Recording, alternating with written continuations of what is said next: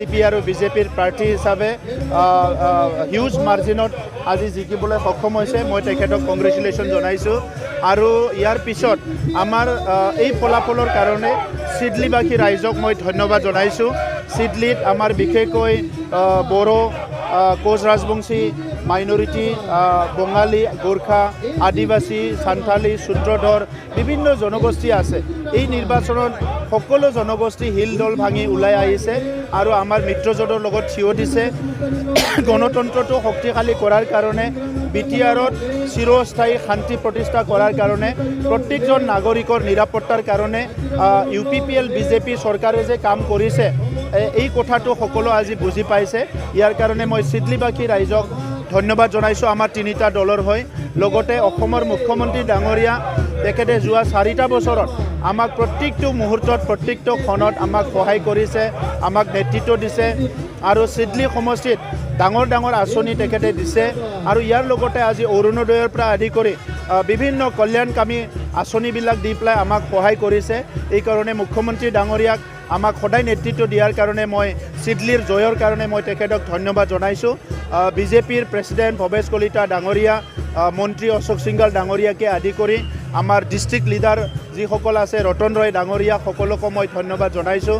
অগপৰ আমাৰ প্ৰেছিডেণ্ট অতুল বৰা ডাঙৰীয়া, সাংসদ ফণীভূষণ চৌধুৰী ডাঙৰীয়া, আমাৰ কৰ্ণমোহন ৰায় ডাঙৰীয়া সকলোকে ধন্যবাদ জনাইছোঁ।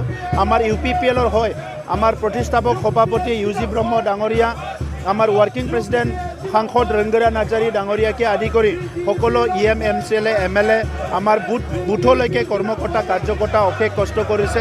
মই তেখেতসকলক ধন্যবাদ জনাইছোঁ।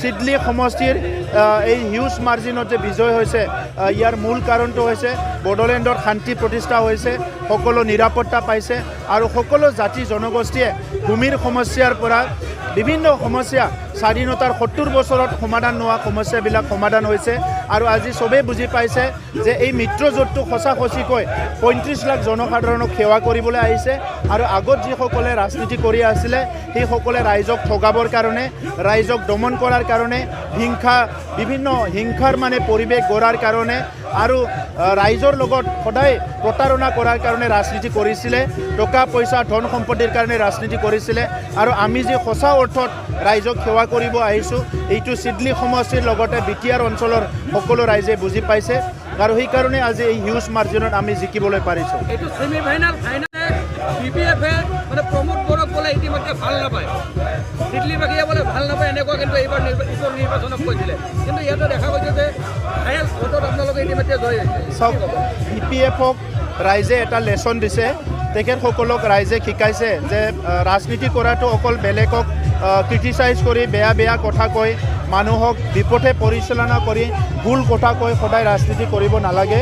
ভাৰতবৰ্ষৰ গণতন্ত্ৰ যথেষ্ট মেচিউৰ হৈছে, ভাৰতবৰ্ষৰ গণতন্ত্ৰ যথেষ্ট শক্তিশালী, প্ৰত্যেকজন ভোটাৰ ৰাইজে সচেতন হৈছে, এই কথাটো BPFে বুজি পোৱা নাই। সেইকাৰণে এই নিৰ্বাচনত তেখেতসকলে অকল আমাক গালি গালাজ কৰি বেয়া কথা ব্যৱহাৰ কৈ পেলাই আমাক ক্ৰিটিচাইজ কৰি ৰাজনীতি কৰিছে, কিন্তু আমাৰ নেতাসকলে ৰাইজক লৈ পেলাই কি কাম কৰিব, অনাগত দিনত BTR অঞ্চলটো কেনেকৈ আগুৱাই লৈ যাব, কি সমস্যা আছে সেইটো লৈ পেলাই আমি কথা পাতিছোঁ। আমি ৰাইজক সন্মান দিছোঁ, তেখেতসকলে ৰাইজক ভয় খুৱাইছে। আমি ৰাইজক মৰম দিছোঁ, তেখেতসকলে ৰাইজক দমন কৰিছে। গতিকে এইটোৱে ডিফাৰেঞ্চ। সেইকাৰণে BPFৰ অনাগত দিনত আৰু ইয়াত ৰাজনীতি নাই, এইটোৱে লাষ্ট নিৰ্বাচন। ইয়াৰ পিছত আৰু প্ৰত্যেকটো নিৰ্বাচনত BPFে হাৰিব আৰু 40টা সমষ্টিত এটাও সমষ্টি BPF যে নিজিকে সেইটো চিয়'ৰ হৈ গ'ল। আৰু 4-5 মাহ পিছত BTC নিৰ্বাচন যিটো BTC নিৰ্বাচন আহি আছে ইয়াত আমি মিত্ৰজোঁটে 40টা সমষ্টি জিকিম। আগ্ৰামা মহিলাৰী ডাঙৰীয়াই মিছা কথা কৈ ভুল কথা কৈ নিজৰ দলৰ মানুহকো তেখেতে মিছলিড কৰি আছে, ৰাইজকো মিছলিড কৰি আছে। গতিকে তেখেতে দলৰ মানুহকো ধৰি ৰাখিব নোৱাৰে, ৰাইজকতো ধৰি ৰাখিব নোৱাৰে, নিজৰ দলৰ মানুহকো ধৰি ৰাখিব নোৱাৰে। মই ভাবোঁ যে BTC নিৰ্বাচনলৈকে ইলেকশ্যন কণ্টেষ্ট কৰিবলৈ BPFত মানুহ নোহোৱা হ'ব, কাৰণ এইবাৰে নিৰ্বাচন খেলিবলৈ ইহঁতৰ কেম্পিং কৰিবলৈ মানুহে নাছিলে। কেইজনমান ডেকা ল'ৰাক বজাৰে কেম্পিং কৰিব দিছে, আপোনালোকে দেখিবলৈ পাইছে।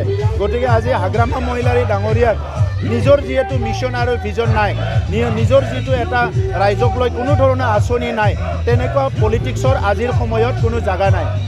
নিৰ্বাচন আজি দেখিবলৈ পোৱা যায় 9টা ভোটৰ সংখ্যা